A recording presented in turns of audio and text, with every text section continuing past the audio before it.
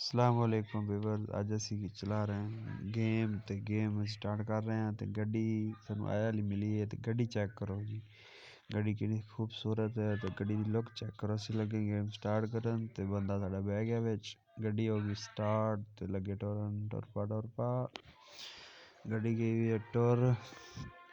तो गेम असी गड्डी पार्क करनी इस गेम दे विच मुड़ पा हुण असी गड्डी लगे मोड़न। मुड़ जा मुड़ गई मोड़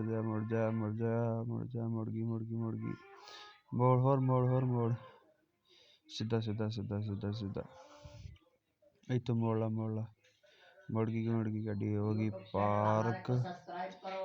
बैग ले थोड़ा सा बैग एक तय सीधी पार्क करनी पैंदी है।